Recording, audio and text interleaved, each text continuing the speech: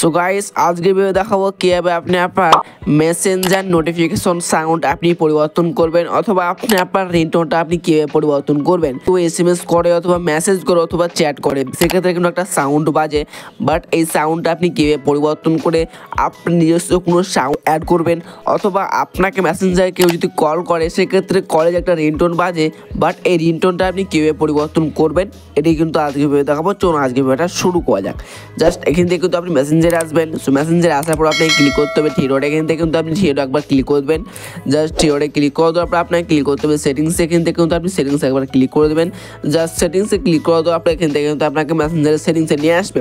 তো মেসেঞ্জারের সেটিংসে নিয়ে আসার পর এখান থেকে কিন্তু আপনি একটু নিচে আসবেন, তারপরে একটা অপশন পেয়ে যাবেন নোটিফিকেশন এর সাউন্ড, বাট এই অপশনে কিন্তু আপনাকে একবার ক্লিক করতে হবে। জাস্ট এই অপশনে কিন্তু আপনি একবার ক্লিক করে দেবেন। সো এখানে ক্লিক করে দেওয়ার পর এখান থেকে কিন্তু প্রথমে একটা অপশন পেয়ে যাবেন রিংটোনের, এখানে রিংটোনে আপনি ক্লিক করবেন।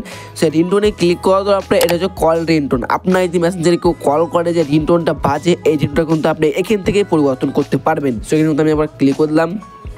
জাস্ট এখানে ক্লিক করে দেওয়ার পর এখান থেকে কিন্তু আপনি অনেকগুলো রিংটোন পেয়ে যাবেন, বাট এটা আপনার যেটা পছন্দ সেটা কিন্তু আপনি এখান থেকে অ্যাড করতে পারেন।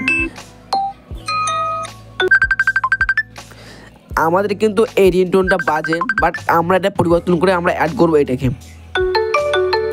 বাট আমি এখান থেকে একবার ব্যাক বাটন দিলাম।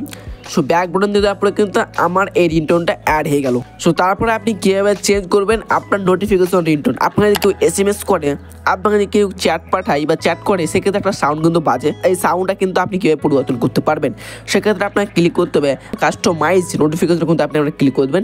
সো কাস্টমাইজ নোটিফিকেশনে ক্লিক করে দেওয়ার পরে এখান থেকে কিন্তু আপনাকে পরবর্তী স্টেপে কিন্তু নিয়ে আসবে। তারপরে একটা অপশন পেয়ে যাবেন আপনি সাউন্ড নামে, এই সাউন্ড নামে অপশনে কিন্তু আপনাকে আবার ক্লিক করতে হবে। আমি একবার ক্লিক করলাম, জাস্ট সাউন্ডে ক্লিক কর। সো এখান থেকে আমি ক্লিক করে দিয়েছি চোস লোকাল রিংটোন, এখানে কিন্তু আমি একবার ক্লিক করলাম। জাস্ট এখানে ক্লিক করে দেওয়ার পরে আপনি ক্লিক করে দেবেন ফাইল ম্যানেজারে, আমি ক্লিক করে দেবো ফাইল ম্যানেজারে। সো ফাইল ম্যানেজারে ক্লিক করে দেওয়ার পরে এখান থেকে কিন্তু অনেকগুলো রিংটোন রয়েছে আমার ফাইলে। আমি কিন্তু একটা রিংটোন সেট করলেছি, এখান থেকে আমি সেট করবো আইফোন 40 Pro Max এর রিংটোনটা। এখানে কিন্তু আমি একবার টিকমা দিয়ে দেবো। সো এখানে টিকমা দিয়ে দেওয়ার পরে আপনাকে ক্লিক করতে ওকেতে, জাস্ট আমি ওকেতে একবার ক্লিক করে দিলাম। সো ওকেতে ক্লিক করে দেওয়ার পরে এই রিংটোনটা কিন্তু এখানে নিচে কিন্তু অ্যাড হয়ে গেল। সো অ্যাড হয়ে যাওয়ার পরে এখান থেকে কিন্তু আইফোন রিংটোন ছাড়া আর অন্যান্য রিংটোন কিন্তু এখানে রয়েছে। চাইলে কিন্তু আপনি এই রিংটোনগুলোকে দিয়ে কিন্তু অ্যাড করতে পারেন বা সিলেক্ট করতে পারেন। যেমন ধর কি আমি এই রিংটোনটা এখানে অ্যাড করবো, সেক্ষেত্রে আমার ক্লিক করতে হবে অ্যাপ্লাই অপশানে। এর কিন্তু একটা রিংটোন রয়েছে, আমি কিন্তু অ্যাপ্লাই একবার ক্লিক করে দেবো।